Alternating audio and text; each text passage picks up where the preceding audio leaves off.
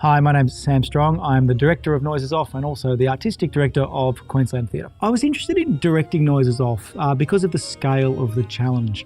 This is an immense work to realise as a director and a creative team and a cast. I think the first rule in directing a great comedy is to cast a wonderful ensemble full of comedians. And I think we had a read on the first day of Noises Off, and I realised that most of my work was done because fortunately I had cast a great ensemble of comics, and what the cast were doing was already funny, and so I knew that we were going to be well placed to create a really delightful experiences for audiences.